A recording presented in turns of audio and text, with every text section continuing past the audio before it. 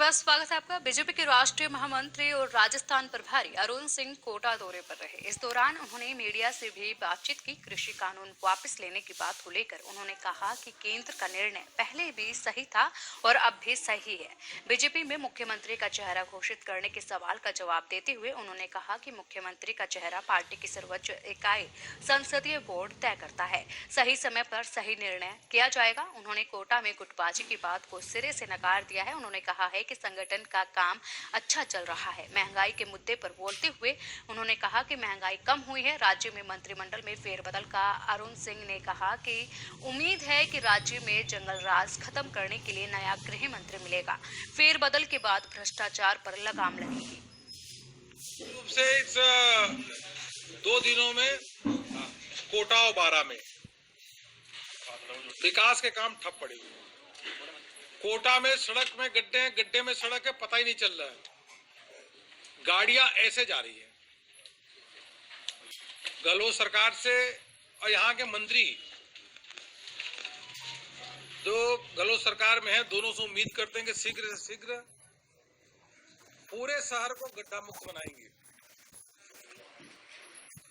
विकास के रुके हुए काम को आगे बढ़ाएंगे,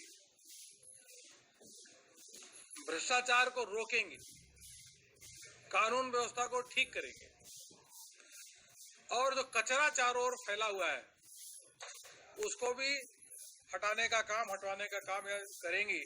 ऐसा मुझको लगता है कि गहलोत सरकार और उनके मंत्री को यह मिलकर के काम करना चाहिए।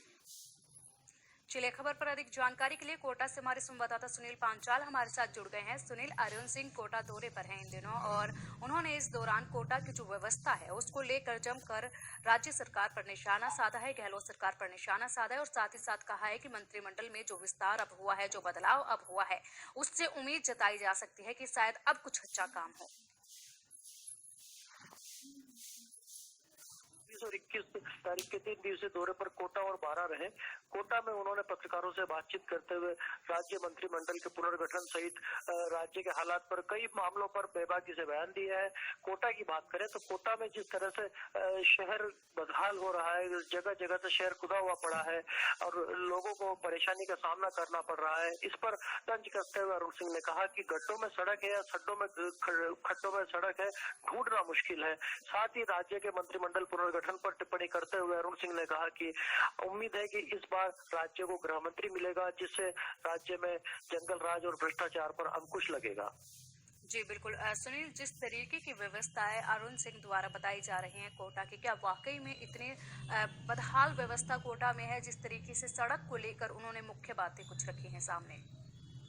इन दिनों कोटा में स्मार्ट सिटी के तहत हजारों करोड़ रुपए के काम चल रहे हैं। जगह जगह फ्लाईओवर, एलिवेटेड रोड, अंडरपास जैसे निर्माण कार्य चल रहे हैं। इसके कारण भी लोगों को आवागमन में परेशानी का सामना करना पड़ रहा है। साथ ही साथ कई इलाकों में सड़कें और संपर्क सड़कें बहुत जर्जर अवस्था में आ गई है। बीजेपी ने इसके लिए कई बार प्रदर्शन